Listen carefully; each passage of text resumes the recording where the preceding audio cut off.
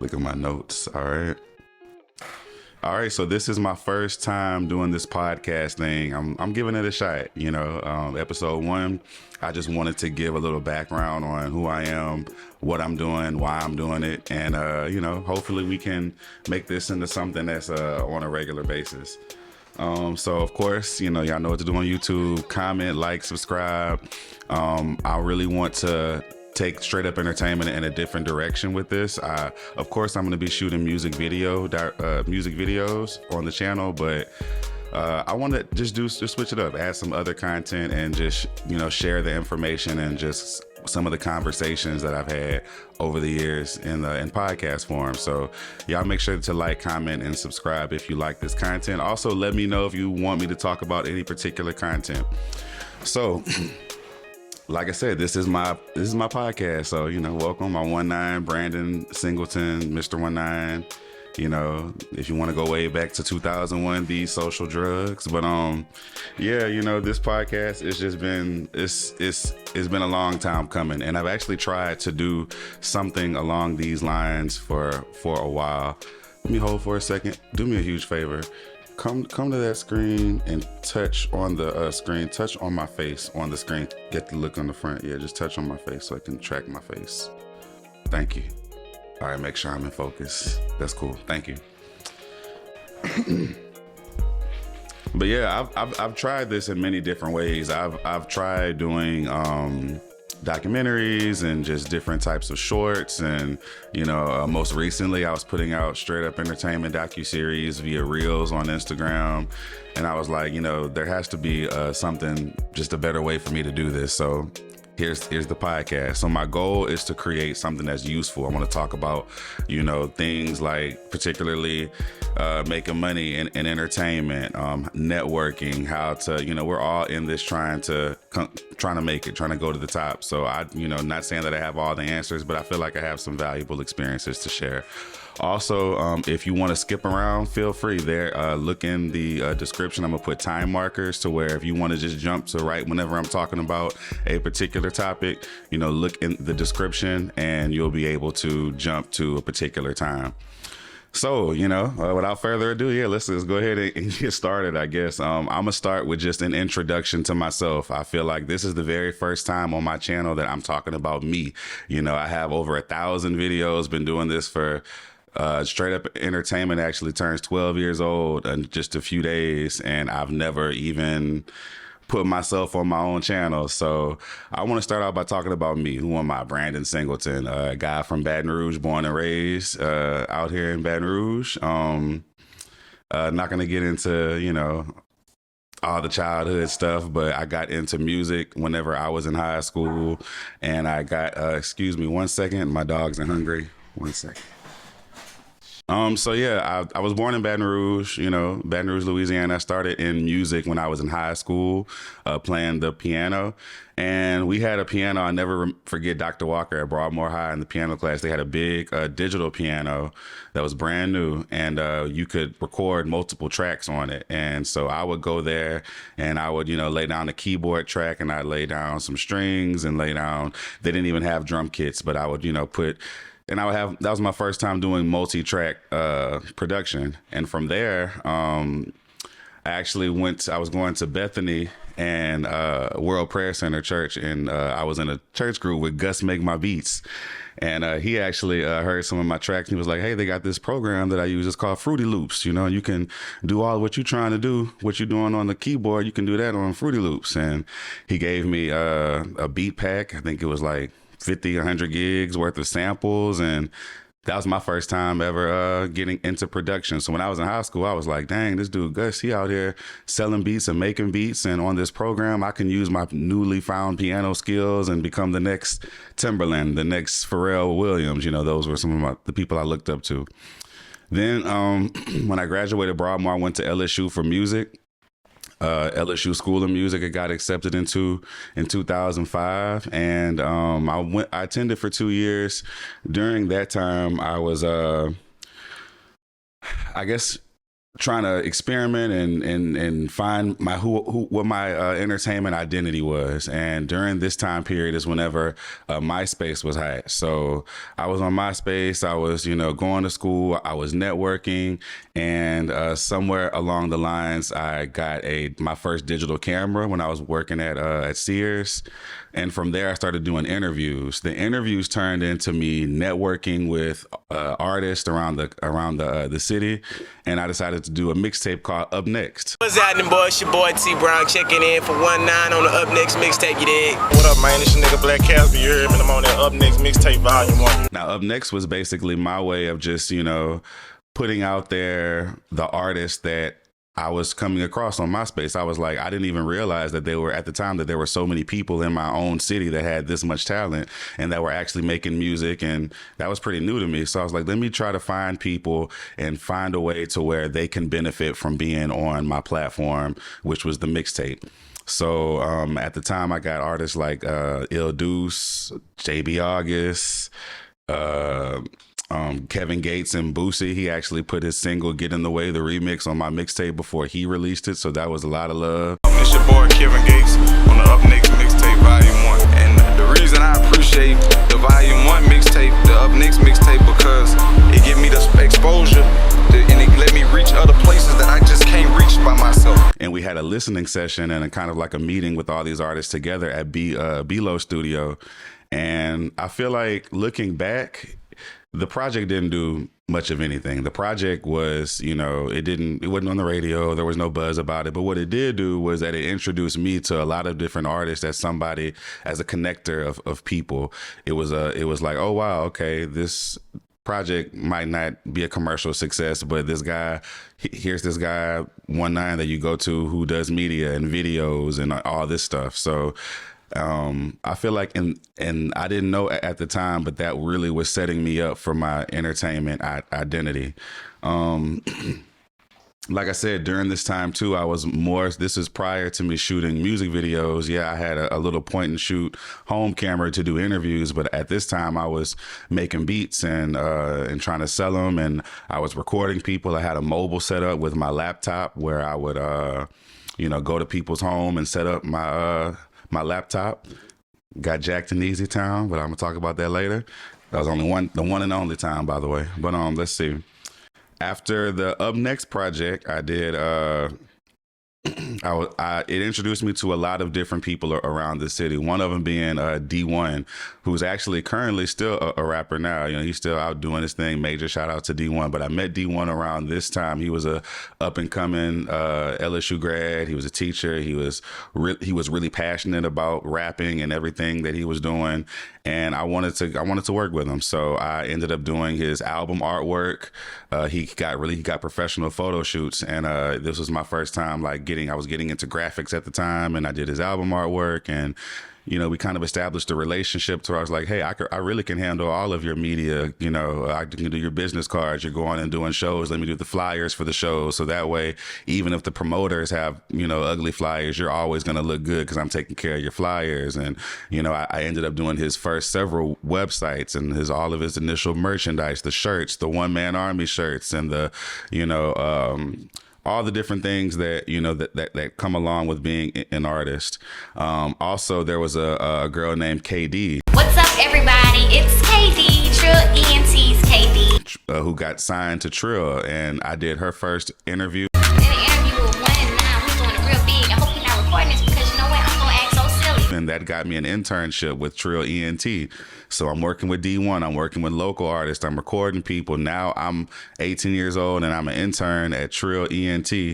And I'm thinking I'm going there. Okay, it's time for me to, I'm about to start making beats. I'm about to start, working with Mouse. Where Mouse at? And they're like, nah, you're going to be in this office with the accountants and whatnot, with Courtney and them. And you're going to be on MySpace because you're good with the digital media, which at the time was called new media compared to mass media. But so I was an intern, and as an intern, that was my first glimpse at just I guess seeing how media can apply and be beneficial to an artist on a large scale. So this was the time, when I was at Trill, I did Lil Fat's very first interview ever. Trill family, I can bet you know what it is. Trill family, Fat 133, deep get used to me. I fuck a youngster volume 1 that ain't gonna stop to the end.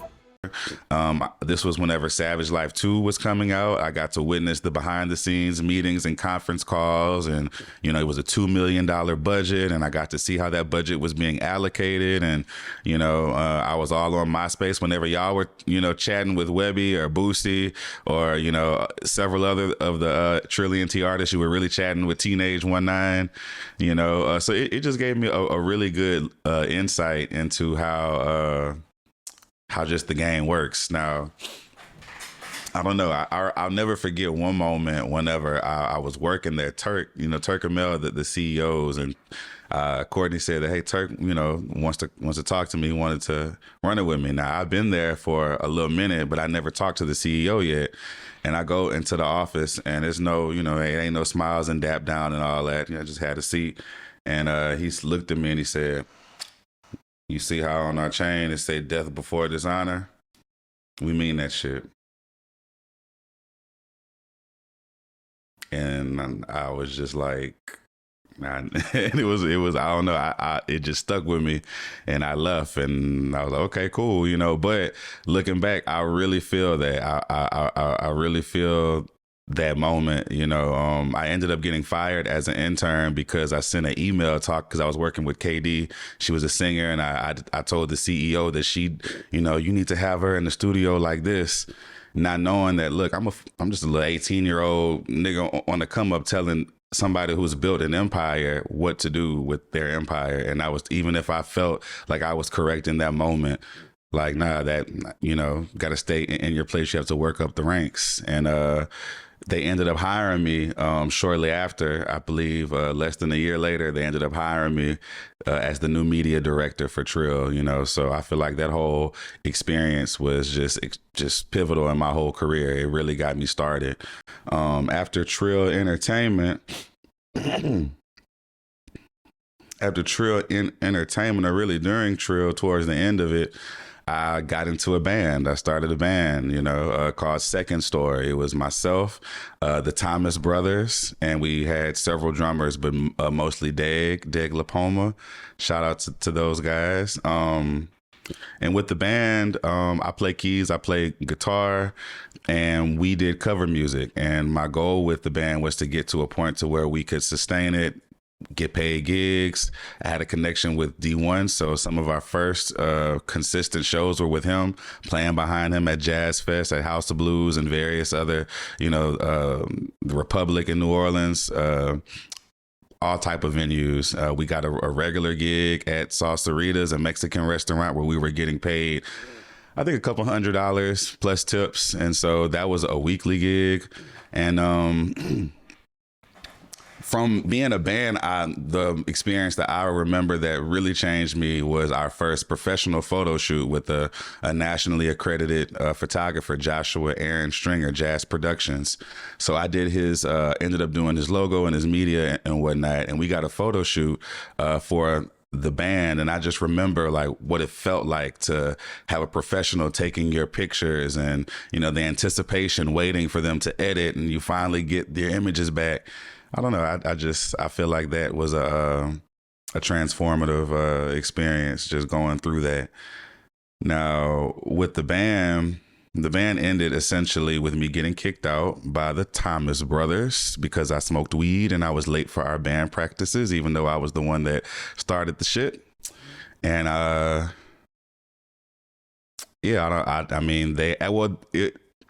they kicked me out was kind of odd, I guess, and it's kind of why I'm still not really all the way okay with it per se, even though I'm not holding, I don't have any ill will towards them, but I don't necessarily respect how they handle the situation. So I couldn't afford my own keyboard. I was using their keyboard for our practices and all of that.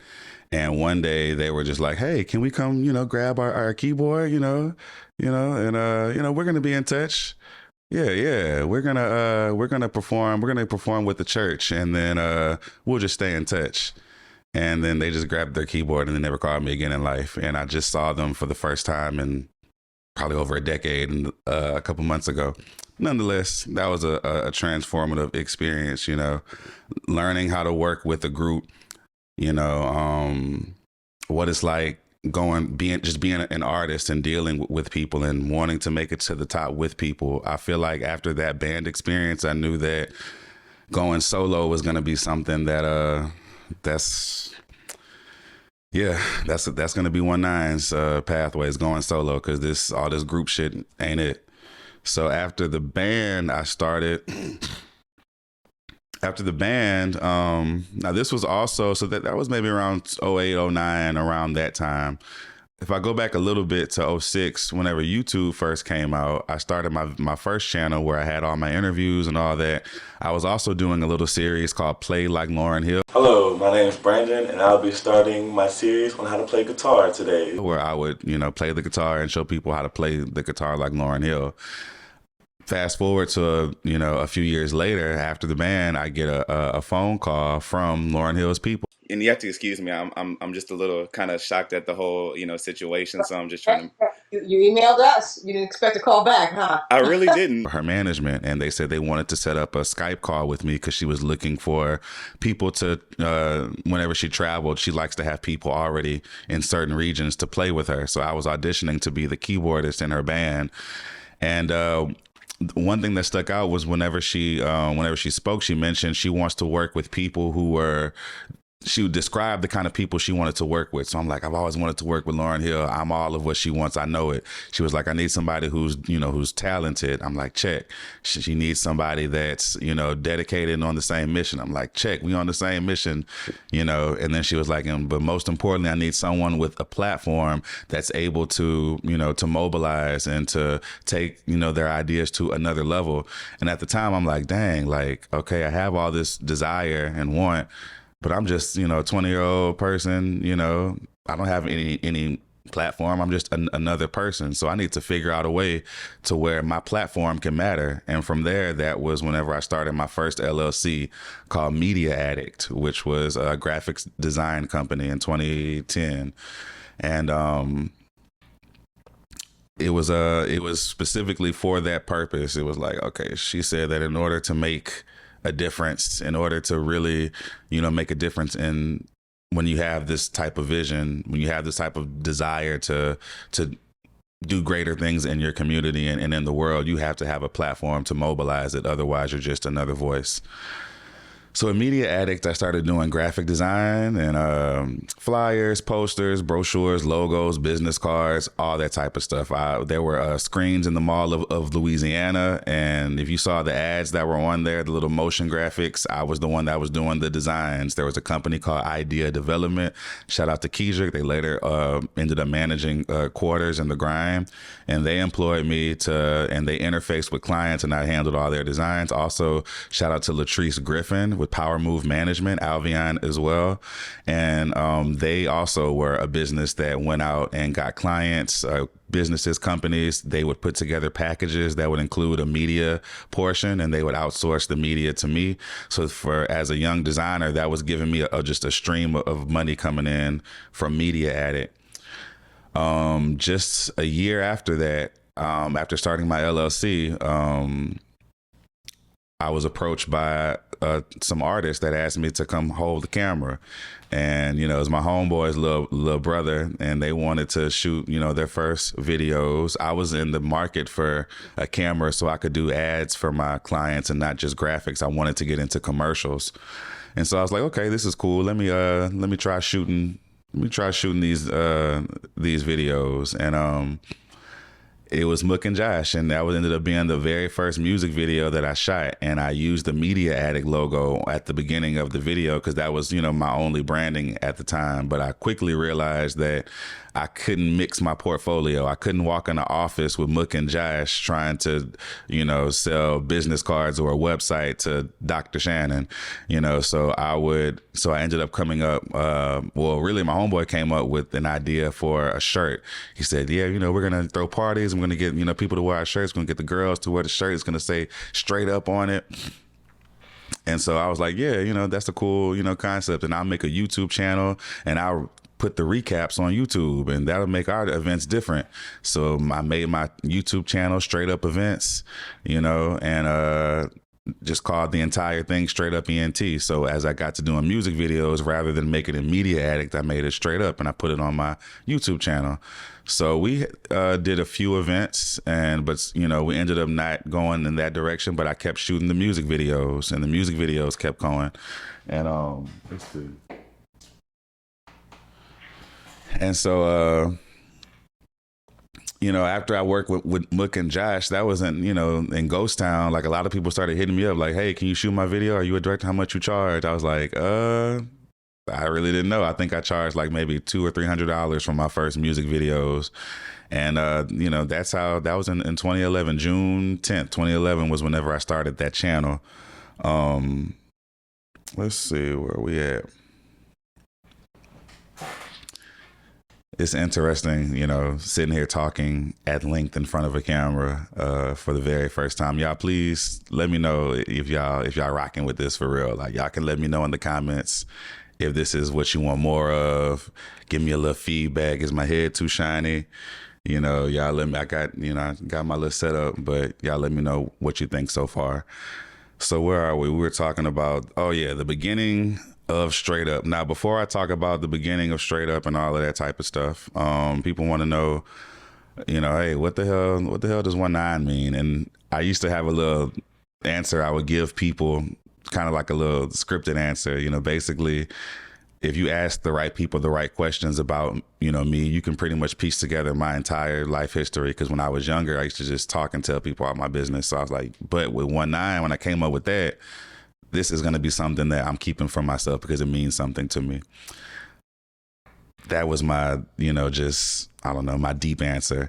But in reality, when Gmail first came out, I'm that old. I remember whenever Gmail first came out and it was invite only, and it was a big deal because it was 1 gig. I got my invite and my email I made. It was One. It was a song by Lauryn Hill called One. It was an unreleased song that she to this day only performed one time, excuse me. And 05 is the year I graduate, 88 is the year I was born. So my email was 10588. I deleted it by mistake and I couldn't get the same name for whatever reason. So I needed a second number. I was just casually on some numerology site and I saw that my numerology number is 9, and I agreed with, what the little website said about it. And so my second email was 190588. And so when I'm in, college recording people and making beats and all this, and, people, I was like, this is OneNine Productions. I'm Brandon Singleton. This is OneNine Productions. And people were like, well, who is OneNine? I was like, I guess it's me. I'm OneNine. And then that's kind of, where the name came from. Now, as I evolved and moved forward into my career, I feel like it kind of, moved from just a Lauryn Hill song and my number and numerology to more of an aspirational thing. Whenever I say OneNine today, I'm talking about something very specific. I'm talking about, the quality, the numerical quality of number one. Your number one, what it means to be the best, and the number 9 is a quantitative quality. And that's the most that you can do, output as an individual, because beyond 9 you have to add to that. You're no longer an individual. You're all 10 is a 1 next to a 0.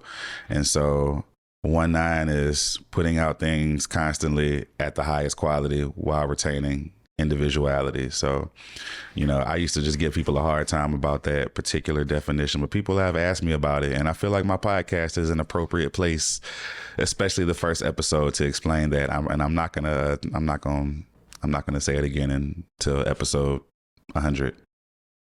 Yeah, episode 100. So that's what OneNine means. Now, getting back to starting with Str8 Up, I think that I'm not gonna get all the way into Str8 Up in this particular episode, and I need to check my battery right quick. 1 second. Okay, good.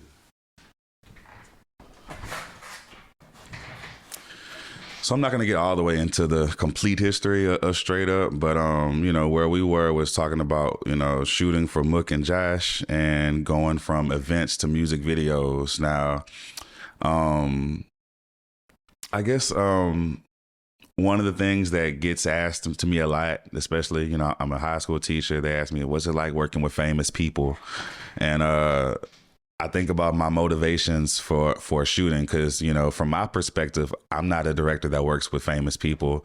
I work with people who later become famous. And I feel like it's just a big distinction. I thoroughly enjoy shooting people. I love just the experience of riding around Baton Rouge, looking for locations, being a part of that excitement of, you know, artists just figuring things out.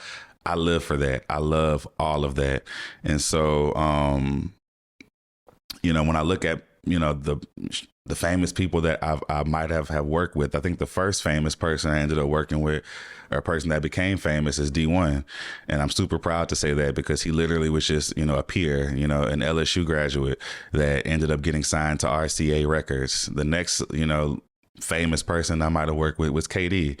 And I say famous because she was signed to a label. And wow, now I'm working with, you know, Trill Entertainment, Lil Fat, who even was just starting his solo career. And then there was Fox, you know, with Straight Up Ent. You know, I did a video with Black Casper, and he paid for a feature with Fox, and Fox was impressed by my work, and he decided to book me for his several videos and 2 documentaries. Then there was Fredo and G Money. You know, Fredo was a little high school dude that I actually, when he called me, I thought he was somebody else. I thought he was my friend's little brother, Kurt. And he asked me to meet him at the parking lot to pay for his video. Well, it was Fredo and his mom. He was like, hey, you know, can you work out this deal with me for my first videos? And I ended up shooting his first videos. You know, they ended up doing really well. And, you know, we shot for him and Crazy Trey and then G Money.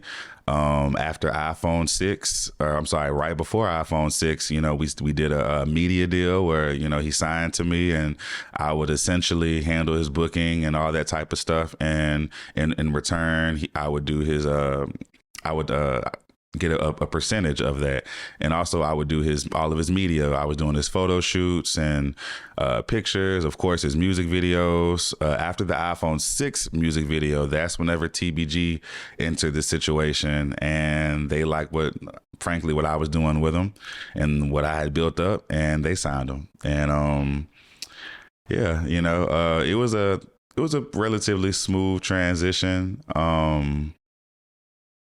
Whenever G Money passed, I feel like a lot of things got put into perspective for me. But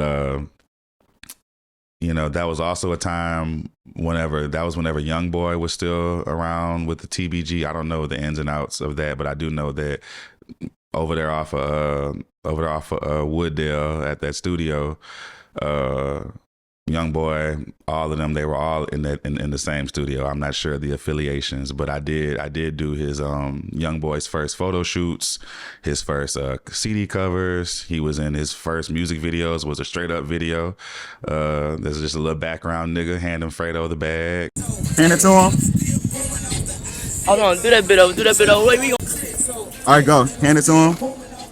Hop up there, Fredo. And again, that's why I say it, you know, I can't think of too many people that I've, you know, worked with or encountered, you know, that are already famous. Now I have, not to say that I haven't, but I have worked with people who are famous, but for the most part, I try to catch people at critical points in their careers and be of use to them.